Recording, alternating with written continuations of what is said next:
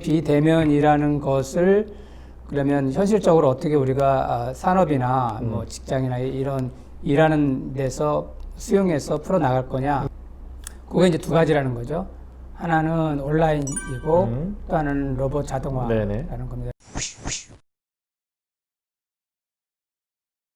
안녕하세요. 링크맨 조피디입니다.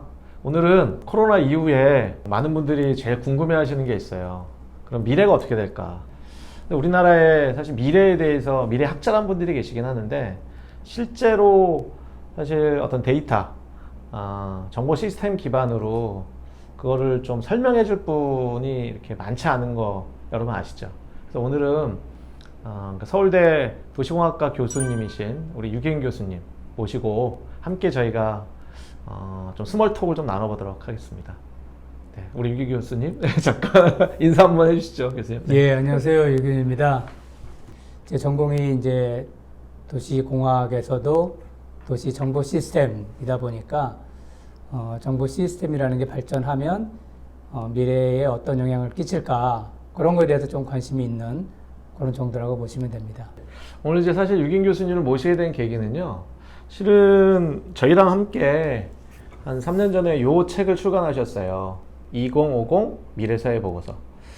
사실 이제 이 책에 이미 플랫폼, 인공지능, 가상현실에 대한 얘기들을 많이 담고 있습니다. 사실 제가 이번 코로나 이후에 우리 이제 유 교수님 책을 제가 다시 한번 이 책을 정독을 했는데요. 정독을 하면서 급하게 사실 연락드려서 한번 우리 교수님과 한번 토크를 좀 해보자라고 말씀을 드렸어요. 그래서 교수님께서 궁금한 건 이런 내용입니다. 최근에 나온 보고서를 보면 그러니까 원격 시장, 그러니까 비대면 시장이 5% 성장하는데 이제 5년씩 걸렸다는 거예요. 근데 지난 이제 봄에 3월부터 한 6월까지 한 3개월 동안에 이 비대면 시장, 온라인 시장이 5%가 커진 거예요. 이 얘기는 이제 5년 정도 앞당겨졌다라는 거죠. 미래가. 5년 걸릴 게 3개월 만에 그냥 앞당겨졌으니까 시장이. 그럼 여러 가지 이제 고용 환경 자체가 시장이 바뀌어질 거라는 거죠. 예를 들면 대기업 같은 경우도 비대면으로 재택근무 하다 보니 비용 절감이 물론 되겠죠. 어떤 건물 운영이나 관리비 이런 게 줄어들 테니까. 근데 그게 현재까지는 사실 고정비로 잡힐 거예요. 근데 이제 내년도 사업 계획을 짤 때부터는 그걸 반영하기 위해서 뭐 갖고 있던 건물을 매각한다거나 아니면 직원들의 이제 필수 인력 빼놓고는 어떤 사실 뭐 로봇이 됐건 뭐 조금 자동화된 어떤 그 프로그램으로 대체가 되어지는 그런 상황이 벌써 이제 그게 현실화 됐단 말이죠. 그런 측면에서 교수님 생각은 좀 어떠세요? 병은 어쩔 수 없지만 그 병이 확산되지 않도록 줄이는 방법은 사람 간에 만나지 못하게 된다. 그런 비대면이라는 것을 그러면 현실적으로 어떻게 우리가 산업이나 뭐 직장이나 이런 일하는 데서 수용해서 풀어 나갈 거냐. 그게 이제 두 가지라는 거죠. 하나는 온라인이고 또 하나는 로봇 자동화라는 겁니다. 그래서 온라인 산업은 뭐 아시다시피 최근에 줌을 비롯해서 화상으로 미팅하고 하는 그런 산업이 거의 폭발적으로 성장하고 있잖아요. 그래서 그 부분이 이제 뚜렷한 하나의 이제 대안으로 지금 떠오르고 있고 확장이 될 거라고 보고 있고요. 또 하나는 이제 로봇 자동화 부분인데 사람끼리 모여서 노동 집약적인 어떤 제조나 서비스를 하는 것들이 이제 대신 로봇이 들어와서 사람이 하던 그 일을 대체하는 그런 거죠. 그래서 지금 로봇은 제조하는데 시간이 걸리기 때문에 줌 같은 이런 온라인 커뮤니케이션 도구보다 시장에 나타나는데 시간이 좀 필요해요. 그래서 지금 당장은 우리가 로봇이나 자동화를 피부로 느끼지는 못하지만 사실은 전 세계적으로 이미 어마어마한 돈이 그쪽으로 투자가 되고 있고 로봇들이 만들어지고 있습니다. 그래서 아마 조만간 우리가 그런 로봇들을 모든 곳에서 볼 수 있지 않을까 생각을 해요.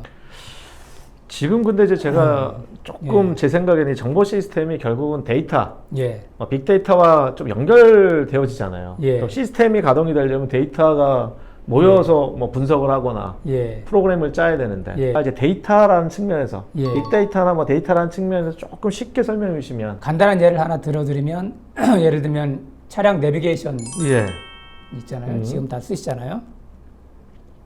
그게 일종의 간단한 도시 정보 시스템입니다. 내비게이션이라고 하는 하드웨어와 소프트웨어를 기반으로 하는 그 도구가 있고요. 또 그걸 사용함으로써 사람들이 배출해내는 여러 가지 뭐 개인적인 거나 집단적인 정보들이 있습니다. 이 두 가지가 이제 네. 도시 정보 시스템의 두 축인데요. 그래서 이제 제가 가르치고 또 학생들이 같이 개발하고 하는 것은 그 두 가지 다예요. 하나는 도시 정보 시스템으로서의 어떤 그 도구, 쉽게 말하면 뭐 장비는 어떤 걸 쓰고 그 안에 들어가는 소프트웨어는 어떤 걸 쓰고 또 그것이 제공하는 기능은 무엇인지 뭐 그런 것들을 개발하는 일이 있고, 또 하나는 그게 이제 출시가 돼서 많은 사람들이 이용했을 때 사람들이 그걸 이용함으로써 남기는 여러 가지 데이터들이 있잖아요. 예를 들면 내비게이션 데이터 같은 경우는 출발지와 목적지가 있고 시간이 있고 그 사람에 관한 뭐 계좌, 네. 왜냐면 이제 비용 지불하니까 네.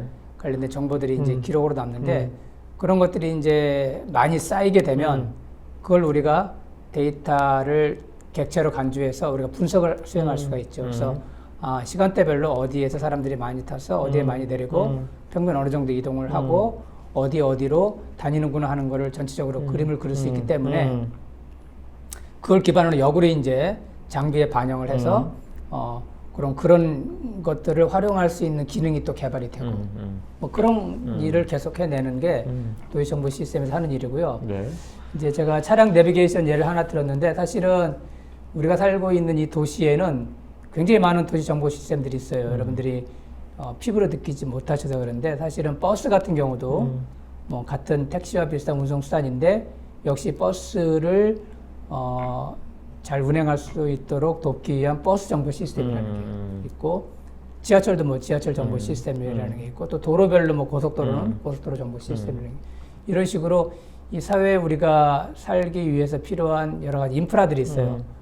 그 인프라들 뭐 상하수도라든지 전기라든지 또는 도로라든지 기타 뭐 이런 것들에 대해서 다 정보 시스템들이 있어서 그런 정보 시스템들이 사실은 다 운영을 해주는 거예요. 사람은 뒤에서 그것들이 잘 움직이고 있는지 관리하고 필요한 부분을 수정을 하고 뭐 그러고 있는 거죠.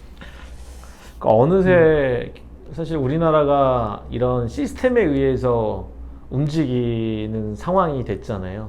어떤 도시정보 시스템의 그런 프로그래밍, 데이터가 앞으로 10년, 20년 지나면 훨씬 더 사실 디테일해지고 인간의 손길보다는 시스템에 의해서 움직여진다. 그걸 지금 준비를 하고 또 계시겠네요. 기업이나 뭐 기관들에서. 예전에 예를 들면 뭐 고대 로마로 돌아가서 잠깐 보면은 그 당시에 정보 시스템이 없었느냐? 있었죠. 왜냐면 생체 정보 시스템이라는 게 있었죠. 아, 생체 정보 시스템. 사람이라는 게. 네. 그래서 그 당시 이제 로마에 그 예를 들면 시민이 100만 명이라면 노예가 한 200만 명, 200만 명 정도 있었다고 하는데 그 노예가 사회 인프라를 다 관리를 했어요. 그렇죠. 뭐 상하수도니 도로니 뭐 이런 것들을 정보 전달도 그렇고 다 관리를 했고 그 일을 지금은 우리가 이제 사람이 아닌 기계로 대체를 한 것뿐이에요. 그래서 그렇게 보자면 정보 시스템은 그대로부터 있어 왔고 다만 그 정보 시스템의 실체라고 할까 형태라고 할까 그런 것들이 바뀐 거죠. 이제 앞으로 그러면 10년 뒤면 어떻게 되겠는가? 당연히 고대 로마부터 현재를 거쳐서 미래의 어떤 그런 거시적인 트렌드를 본다면 정보 시스템은 더 많아질 거고 그다음에 기계에 의존하는 비율은 훨씬 더 커질 것이다. 그래서 사실은 이제 미래를 그리는 이제 헐리우드 영화들 있잖아요. 그럼 그게 다 암울해요. 그 영화 좋아하셔요? 예, 저 미래 영화는 거의 빼놓지 않고 다 봐요. 근데 왜 다 암울해요? 왜 다 암울하냐면 다 암울해 다. 제가 뭐 다 어두워. 확실히는 모르겠는데 일단은 뭐 마케팅 측면에서 보자면 우리가 이제 마케팅 측면 얘기를 먼저 하시는 거예요? 사람의 과거를 기억하거나 뭐 미래를 생각할 때 사람 뇌리에 오래 남는 것은 안 좋은 일입니다. 진화 심리학에 의하면 사람이 진화하는 과정에서 좋은 것보다는 안 좋은 것을 강하게 기억함으로써 생존에 유리하다고 그래요.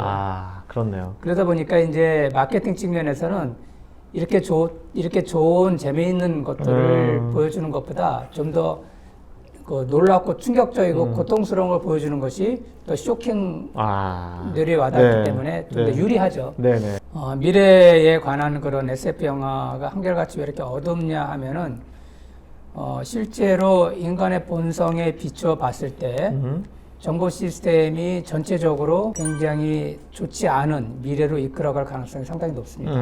그래서 그런 개연성 자체가 크기 때문에 아마도 그런 시나리오 작가들이 시나리오를 쓸 때 많은 과학자들이나 공학자들의 자문을 거쳤을 텐데 네. 대체적으로 비관적인 내용을 많이 들어서 그렇지 않았을까. 그건 인간의 어떤 속성 예, 부분인가요? 그러니까 예를 들면 문득 드는 생각은 예를 들면 전체주의나 독재가 위험한 거는 예. 옛날에 군주제도 위험한 게 이제 왕이 완벽하지 않은데 전제군주가 완벽하지 않은데 그 한 사람에 의해서 움직이다 보니 시스템이 있어도 그런 것과 좀 연관이 좀 되어질 수 있겠네요. 말씀 듣다 보니까. 전제 군주제 시절에 뭐 군주가 선하고 지혜롭다면 사실은 뭐 그 제도 자체가 나쁘다고 볼 수는 없겠죠. 네. 근데 이제 아무래도 장기간 집권하다 보면 이제 타락하게 되고, 그렇죠. 그다음에 그를 둘러싼 지배 세력이 부패해지니까 일반 시민의 삶은 피폐해져 왔던 게 역사적인 그 사실이고 그러다 보니까 이제 민주주의라는 게 나타났잖아요. 근데 이제 시스템도 마찬가지입니다. 시스템이 굉장히 다원화되고 그 통제 자체가 대다수 대중 손에 있다고 한다면 시스템이 우리를 전체적으로 힘들게 하진 않을 거라고 생각을 해요. 하지만 자본의 속성상 시스템은 거대한 자본 밑에 몰리게 마련이고 또 시스템도 일종의 아까 제가 사람을 하나의 그 정보 시스템을 묘사했듯이 그 기계라 하더라도 이게 거의 살아있는 생명체와 별반 차이가 없어요. 시간이 지날수록 더 경계가 모호해질 건데 이 기계라고 하는 것도 그것이 생명체와 비슷한 어떤 그런 생태계를 구상하고 있고요. 그 속에서 진화론에서 주장하는 것처럼 협업도 하지만 적자생존 또 살기 위한 투쟁 이런 것들이 일어나거든요. 그 과정에서 이제 강한 것들은 살아남고 약한 것들은 죽고 그러다 보면 이제 그 우수한 시스템은 거의 거대 자본에 종속된 그런 시스템들일 거고 결과적으로 그러다 보면 아까 제가 처음에 말씀드렸던 전제군주제 비슷하게 시스템도 전제군주적 시스템이 득세하는 그런 세상으로 갈 거라고 보고 있는 거죠. 기술 자체는 어떻게 보면은 뭐 찬반이 있긴 하지만 저는 중립적이라고 봐요. 그걸 어떻게 사용하느냐의 문제인데 사용하느냐의 문제는 결국 통제권에 달려 있고요. 통제권이 소수의 대자본가에 집중되고 있고 또한 권력자. 권력자도 뭐 통제할 수 있고. 근데 그러다 보니까 이제 그들의 어떤 순수한 어떤 측면, 그러니까 도덕적일 것이라거나 선하다거나 선하다 요걸 바라보고 있는 거죠. 그런 걸 막연히 팬들 입장에서 기대할 수밖에 없는데 사실은 그게 환상이라는 거죠. 실체가 사실은 정확히 과학적으로 검증되지 않은 것이기 때문에 매우 이제 두렵다. 세상이 어떻게 바뀔지 그런 얘기를 많이 하죠. 이제 비대면으로 가면 기술 개발이 되고 거기에 지식의 집적이 되고 도구가 훨씬 더 고도화되고 근데 이걸 결국은 통제하는 거는 몇 명의 사람이잖아요. 그럼 그거를 그러면 어떻게 이들을 누가 컨트롤 하지라는 고민들을 이제 사람이 조금씩 더 하는 것 같아요. 거대 자본이 통제하는 것을 우리가 규제 법적인 아주 상세하고 다양한 측면을 예측하고 대안을 제시하는 규제를 많이 만들어서 할 수도 있어요. 할 수 있는데 사실은 그건 이제 한계가 있고 잘 작동하지 않을 가능성이 크기 때문에 그보다 더 좋은 대안은 그런 거대 시스템, 거대 자본에 좌지우지되는 그런 중앙 집중화된 거대 시스템이 성장하지 못하도록 좀 더 소규모의 어떤 지역적이거나 또는 어떤 특성화된 그런 시스템들이 많이 만들어져서 그들이 이제 군집을 이뤄서 활동할 수 있도록 이런 비유를 하나 드릴 수 있어요. 우리가 대기업이라고 하는 것이 여러 가지로 이제 상품이나 서비스의 가격이나 품질 측면에서 좋잖아요. 근데 대기업을 만드는 방식은 두 가지가 있어요. 우리가 흔히 생각하기에 대기업을 하나의 그냥 균질한 어떤 하나의 법인 내에 균질한 어떤 조직체를 가지고 만드는 방법만 있다고 생각하지만 사실은 그 정반대의 방법도 있습니다. 이를테면 이태리의 베네통이라고 하는 그 회사 아시죠? 여기 있는데 제가 알기에 베네통의 본부에 실제로 그 법인에 근무하는 사람들은 그 가족 소수에 불과하고요. 나머지는 이제 다 그 아웃소싱이라고 할까요? 서로 다른 일을 하는 다른 법인들이 네트워크를 이뤄서 같이 일을 해요. 그렇죠. 예, 네. 그 아웃소싱이라고 네. 불러도 좋을 것 같고, 뭐 하여튼 네트워킹으로 작업을 하는 건데, 그들이 모여서 베네통이라고 하나의 브랜드를 일구어내고, 그걸 가지고 이제 상행일을 하는 거거든요. 그러니까 이 베네통이라고 하는 것은 사실 사람들이한테 뇌에는 하나의 브랜드로 상상의 어떤 실체, 하나의 뭐 거대한 거인처럼 느끼지만 사실 그 내부에 들어가면 그 법인의 실체는 그렇지 않거든요. 많은 작은 것들이 모인 뭐 개미떼 같은 이를테면 그런 건데 다만 그 내부에 하나의 집단인 것처럼 네. 효율적으로 네. 네트워킹이 잘 되고 협업이 잘 되면 되는 거거든요. 그래서 이 정보 시스템도 마찬가지로 똑같아요. 우리가 하나의 거대한 정보 시스템만이 하나의 법인과 그 안에 있는 모여있는 정보 시스템만이 거대한 대정보 시스템이 아닌 거고요. 작은 정보 시스템의 어떤 요소, 컴포넌트라고 하는 기능적으로 분화된 것들이 많이 모여서 개미처럼 모여서 하나의 브랜드를 만들면 되는 거거든요. 그렇게 가게 되면 우리가 충분히 경쟁력이 있고 수익도 크게 창출할 수 있는 그런 브랜드의 거대 정보 시스템들을 계속해서 만들어낼 수가 있어요. 근데 그 실체는 수많은 작은 정보 시스템들의 집합이죠. 그렇겠네요. 이렇게 되면 이제 이 정보 시스템은 통제 자체가 수많은 작은 그런 세그먼트들에 의해서 이루어지기 때문에 훨씬 더 의사결정이 민주적이고요. 더 중요한 거는 그로 인해서 얻어지는 수익의 분배가 다양하게 많은 세그먼트로 흘러 들어간다는 거죠. 그래서 그렇게 가도록 해야 된다는 겁니다. 그게 알겠습니다. 예. 점차 이제 그 예. 방향으로 예, 교수님께서 많이 제안을 예, 하셔야 될 예, 것 같고요. 예. 플랫폼들이 이제 우리 생활의 모든 부분에서 네. 다 등장을 예. 지금 하고 있고요.